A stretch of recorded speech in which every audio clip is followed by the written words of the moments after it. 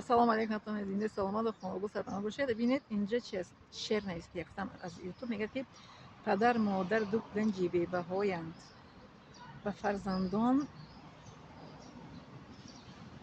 ҳамин ду раҳнамоянд.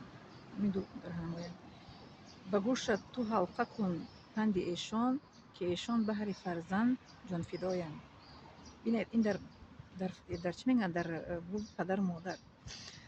من به شما دیگه میگم که در همین سایت من برای پدر و مادر خواهید نخواهید من دائم یک ویدیو کرده میمونم، یک نوار کرده میمونم برای شما که دائم در یاد شما وارد رسانم که در یاد قرآن آمده است که باید بیارید باید آوردن شو برای انسان هم منفعت باشد. ببینید میگه که پدر مادر دو گنج بی‌بهایند و فرزندان همین دو راهنمایند.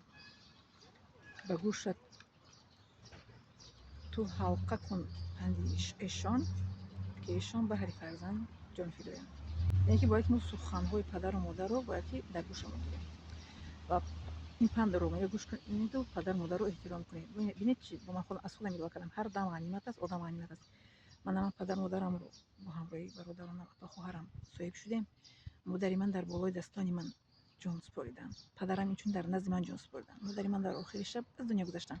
من آیت قرآن خواندم، آب زمزم رو در حلقشون چکاندم و پیش از مرگشون گفتن که دختر جان فیروزه جان آیت کرسی رو با من قرائت کن.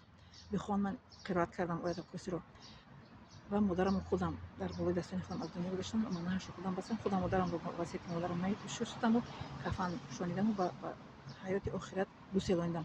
پدرم اینچنین در روز در ساعت یک روز از دنیا گذشتن که برادرانم و خواهرم در کار بودن. من وقتی که دکرت بودم با همراه پدرم روز ساعت یک از دنیا گذشتن. در بالای دستان خودم اینچنین آب زمزم رو چکانده، کلمه طیبه رو تلقین کرده، آیت قرآن رو خوانده، تلاوت کرده، قرائت کرده، آب زمزم رو چکانده. باز میگم و نمازش رو بستم و به برادرم تلفن کردم آمده. اون طرفش کاری مردها بودن سرش کردن. برای همین ببینید میگه که فرصت رو از دست ندیم. من خودم جو اجرا کردم. با هست که ای برادر خاکی پایت تو تیاق گر تو ما رو دست میداری بیا. ما که مردیم زی فراق روی تو بعد این مردن خوابی خونه. ما که پدر مادر رو که در زندگیشون که سراغ نکردیم و زندگان میگه خوابی خونه. من دویم باشه میگم من خوشبخت‌ترین انسان در جهان هستم که من پدر و مادرم رو صاحب شدم با همراهی برادرانم. دیگه هر دویشون در نزد من از دنیا گذشتن. من در نزدشون بودم در وقت جوانیشون. برادر و اپا خواهرم بودن. لیکن آخری شب که بود مادرم گفتن که شما بودید روید نوبت من است. در نوبت من مادرم در بالای دست من از دنیا گذشت. پدرم اینجوری. برای من خوشبخت‌ترین انسان هستم که من به همه آرزوهایم در زنده بودن پدر مادرم رسیده بودم و بعد آرزوهایم رسیده ایستادم. اینجوری به شما گفتنی هستم که کسی از شما میخواد که به آرزوهایش رسیده و خوشبخت‌ترین انسان در جهان شود، پس پدر مادرتون رو نگاه کن. حلقه کن در گوشت میگه پند ایشان که ایشان بهر فرزند جان فدایند. برای فرزند جانشون فدا میکنن پدر مادر. باید که ما فرزندان جان ما رو پدر مادر فدا کنیم. بعد میگه که در زندگی هم نکردی یا بعد از مردن چی میکنی فریاد. و پدر مادر رو باید در زندگیشون صاحب شیم. این شعرها برای پدر مادر برایشون.